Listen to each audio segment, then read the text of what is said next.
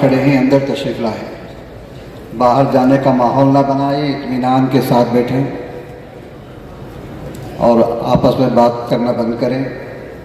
اکابرین کے سامنے چیمیگویاں کرنا، ادھر ادھر اٹھ کے گھومنا یہ مناسب نہیں۔ میں اس کے بعد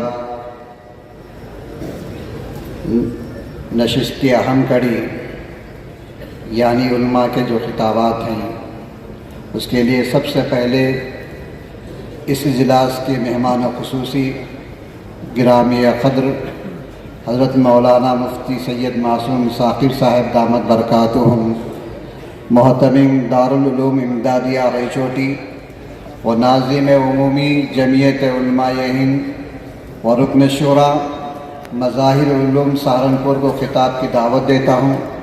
حضرت والا سے عرض گزار ہوں کہ تشریف لائیں، ان کو اپنے مفید و عالی ارشادات سے محظوظ فرمائیں۔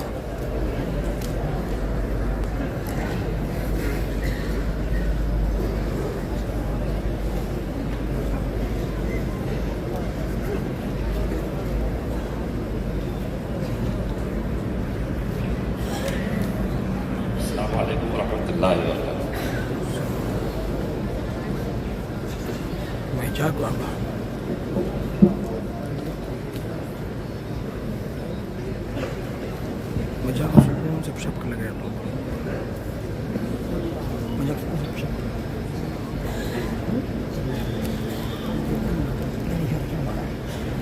درود شریف پڑھ لے سب لوگ۔ اللہم صلی علی محمد وعلی آل محمد کما صلیت علی ابراہیم وعلی آل ابراہیم انک حمید مجید۔ اللہم بارک علی محمد وعلی آل محمد کما بارکت علی ابراہیم وعلی آل ابراہیم انک حمید مجید۔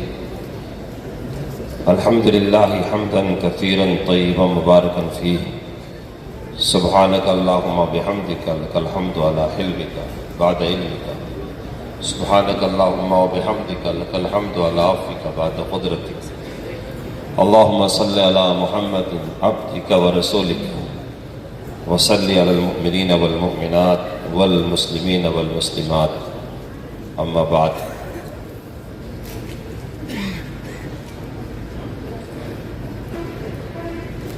حضرت صدر محترم علماء علی مقام، عزیز طلباء، جدید قدیم نوجوان اور اکابر فضلاء، اللہ آپ کے آنے کو اور اس بزم کو، اس مجلس کو قبول فرمائے، منعقد کرنے والوں کو بھی قبول فرمائے۔ یہ نصف صدی کا لگ بھگ 50 سال کا ایک سفر ہے کہ آپ کا قافلہ آج اپنے مادر علم میں ٹھہرا ہے۔ حضرت مدنی رحمۃ اللہ علیہ کا ایک شعر مجھے حافظ طیب صاحب نے سنایا تھا کہ حضرت مدنی دور حدیث شریف میں کبھی کبھی ایک شعر پڑھا کرتے تھے، تو آج میں جب دائیں بائیں سامنے دیکھتا ہوں اور بیچ میں بانی مدرسہ حضرت مولانا مفتی عبدالرحیم صاحب دامت برکاتہم کو دیکھتا ہوں تو مجھے وہی شعر یاد آتا ہے کہ چاروں طرف بیٹھے ہیں حوران پری روح، چاروں طرف بیٹھے ہیں حوران پری روح۔ ترجمہ تو نہیں کرنا پڑے گا نا، چاروں طرف بیٹھے ہیں حوران پری روح اور بیچ میں بیٹھا ہے میرے دل کا نگینہ۔ اللہ تعالیٰ نظر بد سے حفاظت فرمائے۔ یہ نشست تھوڑے سے وقفے کے مہمان ہے، آج شروع ہو رہی ہے اور کل گزرتے گزرتے ختم ہو جائے گی، چاہیے گا نہیں، اخیر نشست تک شرکت کیجیے گا۔ اللہ تعالیٰ کا احسان ہے کہ اللہ نے ہم کو، آپ کو زندگی میں ایک موقع ایسا دیا کہ ہم اپنے مادر علم میں اکٹھا ہو سکیں۔ ایسے موقع پہ کہنے کے لیے تو بہت کچھ باتیں ہو سکتی ہیں۔ آپ میں سے بہت سارے لوگ ہیں جن کو بہت کچھ یہاں آنے کے بعد بدلا ہوا نظر آیا ہوگا۔ جو پہلے زمانے کے فضلہ ہیں، کھپریل میں اور چھپر میں رہا کرتے تھے، آج عالیشان مسجد سلوہ بنی ہوئی ہے، بلڈنگیں بنی ہوئی ہیں، میدان ہے، تو ہر آدمی چیز ایک ہے لیکن اپنے اپنے حساب سے اسے دیکھتا ہوگا۔ کسی نے کہا غزل تو نے چھیڑا مجھے ساز دینا، ذرا عمر رفتہ کو آواز دینا۔ یہاں آپ نے جب پڑھا ہے تو کیا کیا کیا ہوگا وہ آپ جانتے ہیں، آپ کے خدا جانتا ہے۔ کچھ اساتذہ بھی جاننے والے ہوں گے، میں نے سنا مفتی زین العابدین صاحب بھی تشریف لائے ہیں جو مفتی سبیل صاحب کے بھی استاذ ہیں، لیکن آپ نے کیا بہت کچھ ہوگا، سب کچھ اچھا ہی نہیں کیا ہوگا، کچھ خراب بھی کیا ہوگا، تو بہترین موقع ہے کہ اس کے لیے عذر و معذرت کر کے جائیں، اس کی تلافی کر کے جائیں، اور اگر نہ کر سکے تو کم سے کم ادارے کے لیے دعائے خیر کرتے جائیں۔ آپ نے نام سنا ہوگا ہندوستان کے مشہور عالم دین مفتی عبدالقیوم صاحب کا، احمد آباد کے، اور آپ نے یہ بھی سنا ہوگا کہ وہ 11 سال سلاخوں کے پیچھے تھے اکچھر دھام والے معاملے پر، پھر سپریم کورٹ نے ان کو بے گناہ بری کیا۔ میرا جانا آنا ہے، وہ ڈابھیل مدرسے کے پڑھے ہوئے ہیں۔ ان کا ایک ساتھی کہنے لگا مجھے 11 سال مفتی صاحب بہت یاد آتے رہے۔ میں نے کہا کیوں یاد آتے رہے؟ اپنی ذہانت کی وجہ سے، قابلیت کی وجہ سے، ساتھ کی وجہ سے، سبق کی وجہ سے کیوں یاد آتے رہے؟ کہنے لگا میں بھی ڈابھیل میں تعلیم الدین میں پڑھتا تھا، وہ اس لیے یاد آتے رہے کہ کتا بہت اچھی طرح مارا کرتے تھے۔ پڑھنے کے زمانے میں مدرسے میں کتا اچھی طرح مارا کرتے تھے، وہ ان کو کتے پہچانتے تھے، دیکھ کر کے بھاگ جاتے تھے۔ کتوں کی قوت شامہ بڑی تیز ہے، تو اس لیے آپ کے جو جذبات اس وقت ہیں مادری علم میں آپ بیٹھے ہوئے ہیں، تو اس کا ترجمہ لفظوں میں یہاں سے کوئی نہیں کر سکتا، کیونکہ 45 سال کا ایک بڑا عرصہ ہوتا، آپ الگ الگ دور کے ہیں۔ یہ چمن یوں ہی رہے گا اور ہزاروں بلبلیں اپنی اپنی بولیاں سب بول کر اڑ جائیں گی۔ اس وادی گل کا ہر گنچا خورشید جہاں کہلایا ہے، جو رند یہاں سے اٹھا ہے وہ پیر مغاں کہلایا ہے۔ یوں سینے گیتی پر روشن سادات کا یہ کردار رہے، آنکھوں میں رہے انوار حرم، سینے میں دلے بیدار رہے۔ تو آپ میں سے ہر سال کے ہر دور کے طلبہ اپنے اساتذہ کو یاد کر رہے ہوں گے۔ میں جب سے یہاں آیا ہوں میں مولانا اقبال صاحب کو یاد کر رہا ہوں، وہ قدیم زمانے کے تھے، شروع میں تھے۔ حافظ بشیر صاحب کو بھی یاد کر رہا ہوں، مفتی زین العابدین صاحب کو یاد کیا، مگر یاد کرتے ہی پتہ چلا کہ وہ تشریف لائے ہیں۔ شہر رائے چوٹی کے ایک عالم دین تھے، مفتی محمود صاحب رحمۃ اللہ علیہ کے خلیفہ اور مجاز تھے، اور بہت مضبوط صلاحیتوں کے مالک تھے، بڑے فعال تھے، مولانا نور اللہ صاحب۔ وہ ان دنوں پنگنور کی چوک مسجد میں خدمت کرتے تھے اور پڑھانے کے لیے یہاں آیا کرتے تھے۔ اس زمانے کے فضلہ میں مولانا عارف اللہ صاحب، مولانا رشید احمد صاحب بھی تشریف لائے ہیں۔ میرے ساتھ میرا بچہ حسن آیا ہوا ہے، اس کے لیے تعجب کا یہ موضوع ہے۔ وہ کہہ رہا مفتی سبیل صاحب کی بھی دستار بندی ہوگی۔ مفتی سبیل صاحب تو ہندوستان کے مسلمہ پیروں میں سے ہیں، جتنا آپ ان کو یہاں جانتے ہیں اتنا ہی لوگ ان کو پنجاب میں جانتے ہیں، اور اکابر میں سے کہیں بھی آپ ان کا نام لے لیں، کہیں بھی نام لے لیں، آپ کو انشاءاللہ اکرام ہی ملے گا، نیک نامی ہی ملے گی۔ وہ یہیں کے پڑھے ہوئے ہیں۔ مولی مسعود صاحب، مولانا رفیع صاحب، کئی ایک پرانے چہرے ہیں، بڑے بڑے لوگ ہیں جو میرے بھی دارالعلوم کے ساتھی ہیں، سب نے یہیں پڑھ رکھا ہے۔ میں آپ کے ذہن میں ایک بات ڈالنا چاہتا ہوں اس مختصر سی ملاقات میں۔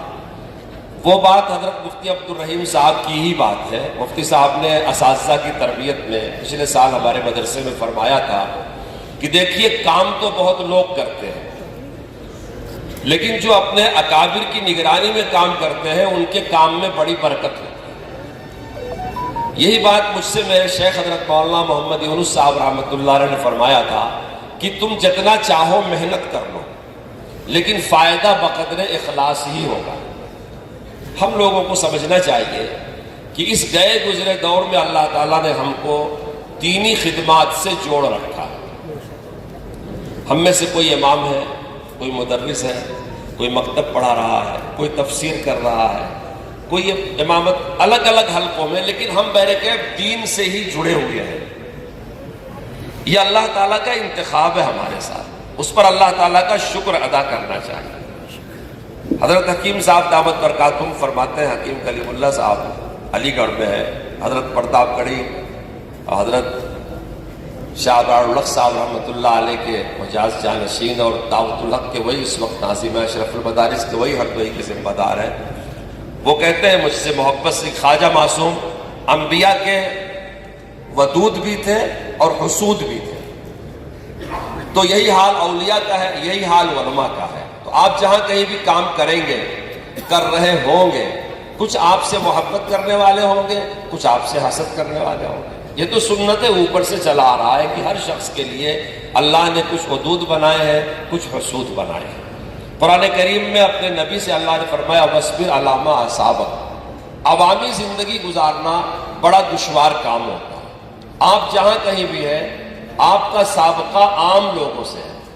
اگر آپ کو طلبہ ملے ہیں پڑھانے کے لیے, ظاہر بات ہے وہ بھی تربیت یافتہ نہیں ہے. اگر آپ میں سے کوئی دعوت و تبلیغ میں لگا ہوا ہے, عوام ملی ہے, وہ بھی تربیت یافتہ نہیں ہے. اگر آپ کوئی بڑی جماعت پڑھاتے ہیں کسی مدرسے میں, چہارم, پنجم, سوم, تو وہاں بھی جو طلبہ آپ کو ملے ہوئے ہیں وہ کوئی بہت تربیت یافتہ نہیں ہے. اس وقت ہمارے مدرسوں کا حال ہے کہ ہم ان طلبہ کو طلبہ کہتے ہیں, لیکن حقیقت میں یہ طالب علم نہیں ہے. طالب علم ان کے پیچھے وہ لوگ ہیں جو چاہتے ہیں کہ یہ عالم بن جائیں, جو چاہتے ہیں یہ حافظ بن جائیں. اور ہم لوگ طالب علم ہیں کہ ہمارے دلوں میں خواہش ہے کہ ہمارا شاگرد عالم بن جائے, حافظ بن جائے, نیک آدمی بن جائے. ہر دور میں دینی خدمت کرنا بڑا دشوار تھا, لیکن اس دور میں دینی خدمت کرنا دشوار ترین ہو گیا. یہ اللہ کا احسان ہے کہ وہ کام کرنے والوں کی نصرت کرتا ہے, مدد کرتا ہے. جب سے دنیا میں مادیت کا انقلاب آیا ہے, مختلف ازم کے نام پر, سوشلزم کے نام پر, کمیونزم کے نام پر, سیکولرزم کے نام پر, چونکہ ان سارے ازم میں خدا فراموشی, جسے انگریزی میں گاڈلیس کہتے ہیں, کہ یہ خدا کی طاقت کو نہیں مانتے, کسی مافوقل طاقت کو, مافوقل قدرت طاقت کو نہیں مانتے, مافوقل عقل قوت کو نہیں مانتے, آخرت, جنت, جہنم, مذہب کو نہیں مانتے. جہاں یہ سارے اسم پیدا ہوئے ہیں وہاں ان کا مقابلہ ایک مرتبہ مسیحی مذہب سے ہو چکا, اور انہوں نے وہاں مذہب کو عام زندگی میں شکست دے کے کنارے کر دیا. پھر جب وہاں سے یہ سب اسم نکل کر کے بر صغیر میں پہنچے, حجاز میں پہنچے, عالم عرب میں پہنچے, جہاں کے اسلام پر یقین کرنے والے تھے, ان کی کشمکش شروع ہو گئی. ان کو آج بھی یہی خیال ہے کہ ہم ان کو شکست دے دیں گے, مگر وہ شکست نہیں دے پا رہے ہیں. آپ غور کرو, انصاف کی شمع روشن کی جل جل کے انہی پروانوں میں ہم اہل جنوں کو ہر رخ سے 100 بار جہان نے پرکھا ہے. تاریخ کا جب بھی رخ بدلا ہے انہی دیوانوں نے. تو وہ ایک حقیقت جیتی جاگتی کہ ان مختلف ازم نے, کمیونزم نے, سیکولرزم نے, ایتھزم نے, انہوں نے مذہبوں کو اپنے اپنے ملکوں میں شکست دے دیا. لیکن جب ان کا سابقہ ہم سے تم سے پڑا, اور خاص طور سے ہندوستان میں اکابر علماء دیوبند سے, تو ان کو بہت ناکو چنے چبانے پڑ رہے ہیں, اور آج تک چبانے پڑ رہے ہیں. اسلام کی یہ 100% حفاظت, دین کے حقائق. حضرت شاہ بارق صاحب رحمۃ اللہ علیہ فرمایا کرتے تھے, عقائد اسلام کیا ہے؟ حقائق اسلام ہے. حقیقت کبھی تبدیل نہیں ہوا کرتی. یہ کہاں پڑھائے جاتے ہیں؟ مدرسوں میں. ہم مدرسوں سے لگے ہوئے ہیں. ہم کو اپنے کام پر شرح صدر ہونا چاہیے, ہم کو اپنے کام کی تاثیر پر یقین ہونا چاہیے.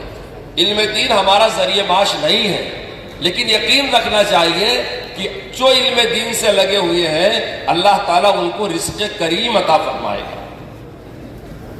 اکابر علماء دیوبند نے ساری سلطنتیں, ریاستیں, بادشاہتیں ختم ہونے کے بعد مدارس کی بنیاد رکھی, دارالعلوم دیوبند کی بنیاد رکھی گئی.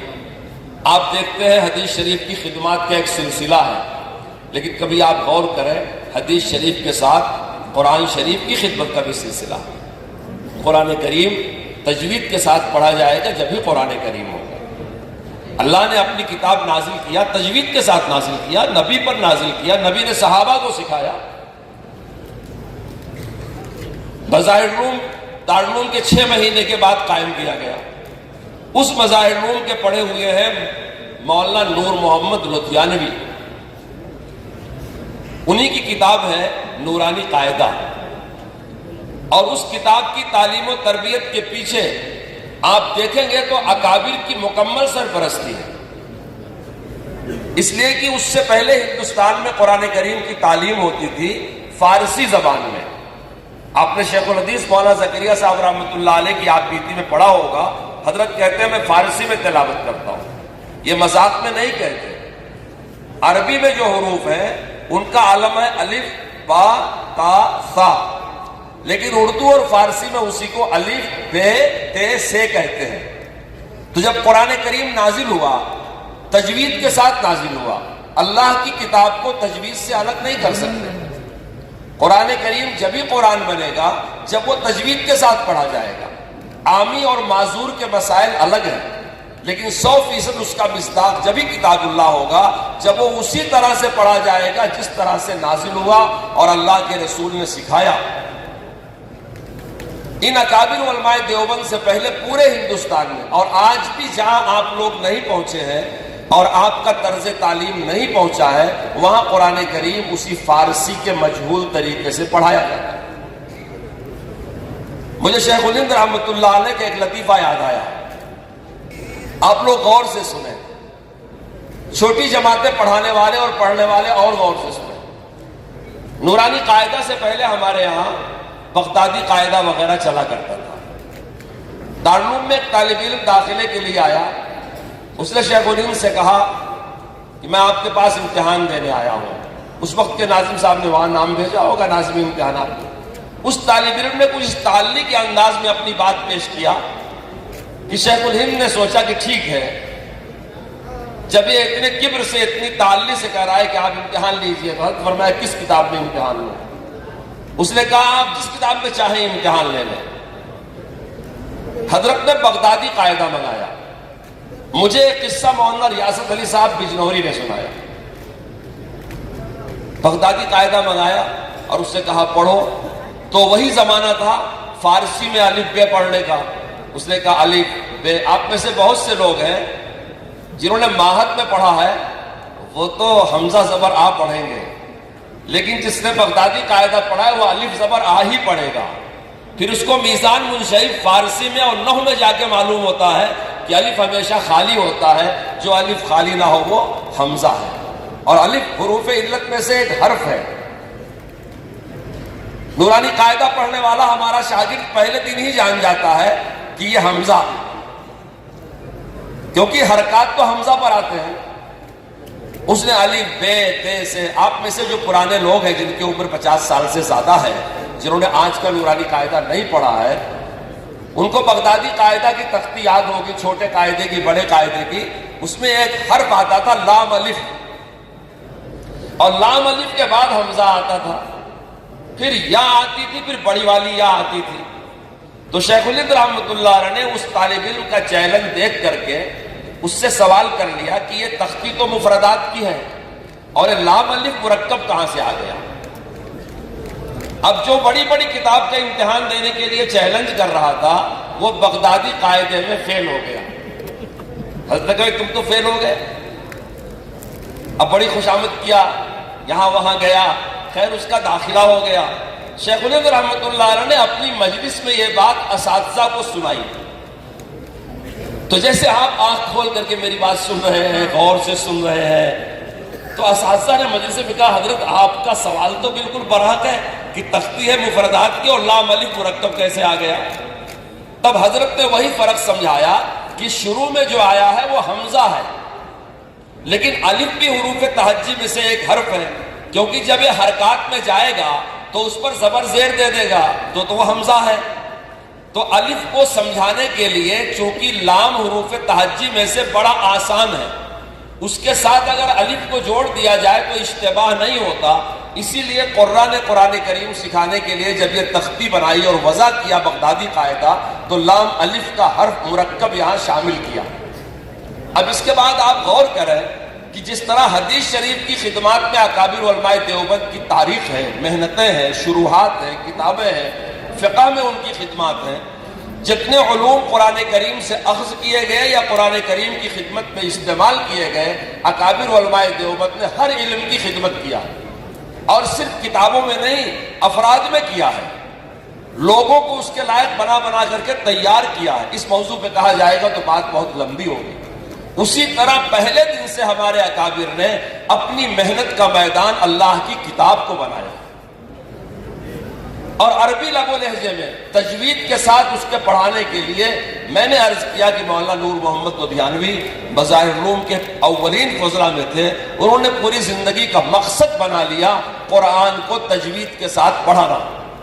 میں نے ایک مرتبہ حضرت رائے پوری رحمۃ اللہ علیہ کا خطاب چھاپا تھا، جو حضرت رائے پوری نے اپنی خانقاہ میں فرمایا تھا، جہاں اپنے وقت کے اکابر مولانا الیاس صاحب وغیرہ بھی موجود تھے، اور حضرت نے کہا تھا کہ آپ علماء کرام اگر فن جانتے ہو تو ان سے طریقہ تعلیم سیکھ لیں، اور اگر فن نہ جانتے ہو تو وقت دے کر کے ان سے تجوید کا فن سیکھ لیں۔ آپ سوچتے ہوں گے چند صفحے کا نورانی قاعدہ، اس میں تجوید کا فن کیسے آئے گا؟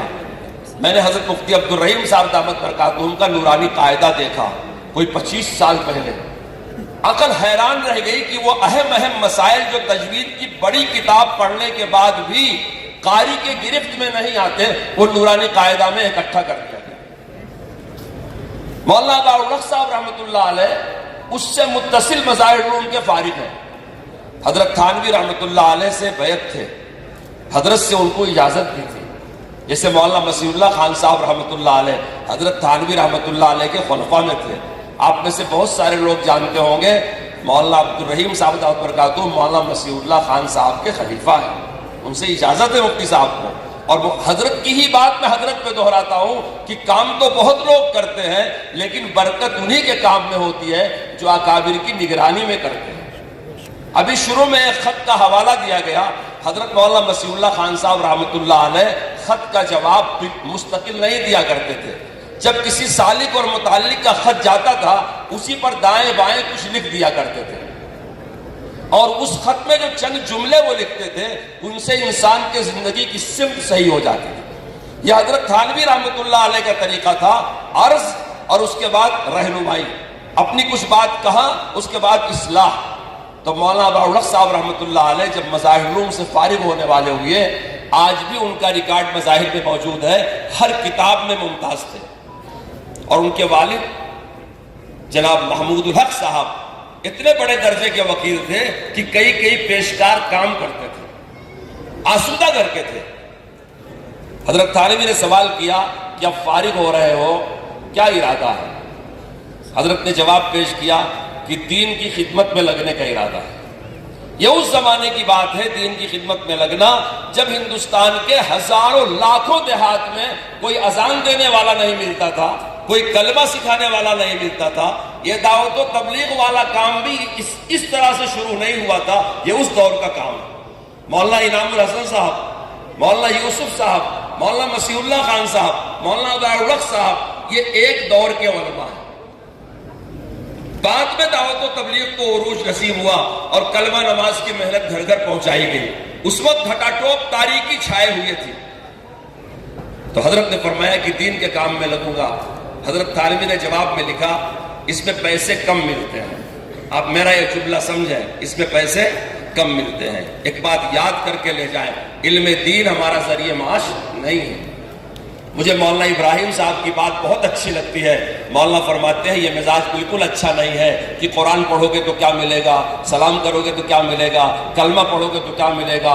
خادم دین کا یہ مزاج نہیں ہونا چاہیے، یہ اللہ کی توفیق ہے، اللہ ہم کو بھوکا نہیں رکھے گا۔ بہترین راشن فوج کو کھلایا جاتا ہے، آپ اللہ کے دین کے سپاہی ہیں، آپ محافظ ہیں، آپ دین کے کام میں لگیں گے بھوکے رہیں گے۔ تو حضرت نے لکھا میں نے طے کر لیا ہے جو بھی ہو جائے، جو بھی ہو جائے، کچھ بھی ہو، مگر میں اس کام میں لگوں گا۔ الحمدللہ دین کے کام میں لگے۔ حضرت تھانوی نے فرمایا کہ آپ کے جواب سے دل خوش ہوا، انشاءاللہ دنیا بھی اتنی ملے گی کہ سمیٹے نہیں سکے گی۔ معہد العلوم سے آپ لوگ فارغ ہیں، معہد علوم کے فضلاء نے تصنیف کی ہے، کتابیں لکھی ہیں۔ کل مجھ سے حیدرآباد کے مولانا ذیشان صاحب ملے، انہوں نے کافی شرح اصول الشاسی مجھے پیش کیا، ابھی عام طور سے طبع نہیں ہوئی ہے۔ میں نے پڑھنے کے بعد کہا مولانا اگر آپ نے اس میں اصول الشاسی کا تذکرہ نہ کیا ہوتا تو یہ مستقل تصنیف کا درجہ رکھتی ہے کتاب، وہ اسی معہد کے پڑھے ہوئے۔ یہ خدمات بہت بڑی، لیکن معہد کے لیے در امتیاز یہ ہے کہ اس نے ہمارے پورے علاقے میں قرآن کریم کی صحیح تعلیم کو رواج کیا۔ اس کے لیے ابتلا آزمائش سے گزرنا پڑا، محنتوں سے گزرنا پڑا، لیکن مفتی صاحب اتنے بڑے مقام پر فائز ہوتے ہوئے جس کام کو ہم لوگ مختصر اور چھوٹا کام سمجھتے ہیں اس سے غافل نہیں ہوئے۔ جو آزمائشیں مخالفین کی طرف سے آتی ہیں، ادارے کے بدخواہوں کی طرف سے آتی ہیں، اس سے نمٹ جانا آسان ہوتا ہے، لیکن بعض امتحانات ایسے آتے ہیں کہ اس میں خواص بھی ناکام ہو جاتے ہیں۔ میں اچھی طرح جانتا ہوں مفتی صاحب کی زندگی میں ایک انتہائی نازک امتحان اس وقت آیا جب مولانا ارشد مدنی نے دارالعلوم دیوبند میں یہ فیصلہ کیا کہ عبدالرحیم مدراسی کو دارالعلوم میں آنا چاہیے۔ حضرت کے طالب علمی کے زمانے کے پرچے نکالے گئے۔ مولانا ارشد صاحب کا خاص مزاج ہے کہ ملک میں کہاں کون سے افراد لائق اور فائق ہیں ان کو مولانا جوڑ کے رکھتے ہیں، اور دارالعلوم میں ضرورت پڑی تو انہی لائق فائق ممتاز فضلہ میں سے دارالعلوم میں لے آتے ہیں۔ مولانا مدراسی صاحب آنے والے تھے، طبیعت ناساز نہیں آئے، ورنہ میں ان کے سامنے یہ بات کہتا اور وہ شہادت دیتے۔ مولانا مدراسی نے مفتی عبدالرحیم صاحب کے دیوبند جانے کے بعد مولانا ارشد صاحب سے کہا کہ جس عبدالرحیم مدراسی کو آپ ڈھونڈ رہے تھے وہ یہی ہیں۔ مولانا گھر لے گئے اور بہت ذہن بنایا کہ آپ دارالعلوم میں آ جائیے، بڑی کتابیں پڑھا لیں۔ میں حضرت مفتی صاحب کا پورے آندھرا پردیش، پورے علاقے اور آپ سب پر احسان سمجھتا ہوں۔ یہ چھوٹا موٹا امتحان نہیں تھا کہ مفتی صاحب نے دارالعلوم کو ترجیح نہیں دیا، ہمارے اس گاؤں دیہات کی زندگی کو ترجیح دیا۔ اگر مفتی صاحب کا یہاں قیام نہ ہوتا اور تجوید کی یہ محنت نہ ہوتی اور وہ سرپرستی قرآن کے تعلیم کی نہ کی جاتی تو آج جس طرح کا قرآن ہم اور آپ پڑھتے ہیں نہیں پڑھ سکتے۔ آپ ملک کے ان حلقوں میں جا کر کے دیکھیے جہاں آج بھی بڑے بڑے مدرسے ہیں، لیکن خدمت قرآن پر توجہ نہ ہونے کی وجہ سے وہاں ائمہ دوم سوم درجے کا قرآن شریف پڑھتے ہیں۔ وہی فارسی کے طریقے سے الف ب ت پڑھنے والے کبھی تجوید کا حق ادا نہیں کر سکتے۔ اسٹیج پر پڑھنے والے ایک دو قاری آپ کو مل جائیں گے، لیکن ہمارے پورے علاقے میں کہتا ہوں آپ مکاتب کے پڑھے ہوئے کو دیکھ لیں، مدارس کے پڑھے ہوئے کو دیکھ لیں، ائمہ کو دیکھ لیں، آپ قرآن کریم اچھا پڑھتے ہیں۔ میرے ساتھ میرے مدرسے کے حافظ عمر صاحب بھی آئے ہیں، وہ بھی یہیں کے پڑھے ہوئے ہیں، 1996 کے پڑھے ہوئے ہیں، اور زمانے سے ہمارے یہاں نورانی قاعدہ ہی پڑھا رہے ہیں۔ میں ان سے کہہ رہا تھا کہ حافظ عمر صاحب جس کو ہم حافظ عالم بنا دیتے ہیں وہ تو گاؤں میں امام بنتا ہے، خطیب بنتا ہے۔ جو ہمارے مدرسے کا دال چاول کھا کے چلا جاتا ہے 2-4 مہینہ، وہ مستقبل میں گاؤں کا متولی بنتا ہے، پٹیل بنتا ہے، ممبر بنتا ہے، گاؤں کا ذمہ دار بنتا ہے۔ اس لیے ہماری محنت میں خسارہ نہیں ہے۔ زندہ رہے تو غازی اور مر گئے تو شہید۔ جس نے ہمارے مدرسے میں 2-4 وقت کھا پی لیا داخل ہو گیا وہ انشاءاللہ دین کے لیے کارآمدی ہوگا۔ اللہ تعالیٰ ہم کو آپ کو سارے لوگوں کو دینی خدمت سے جوڑے رکھے، ادارے کو اللہ دن دنی رات چوگنی ترقی عطا فرمائے۔ حضرت مفتی صاحب کا سایہ ہمارے سروں پر اللہ تعالیٰ سلامت رکھے، ہم کو قدر کرنے کی توفیق عطا فرمائے۔ میں بہت اجلت میں ہوں، آپ لوگ ایسے بیٹھے رہیں، میرے ساتھ ایک ولی صاحب اٹھیں گے اور میں رخصت ہو جاؤں گا۔ السلام علیکم ورحمۃ اللہ وبرکاتہ۔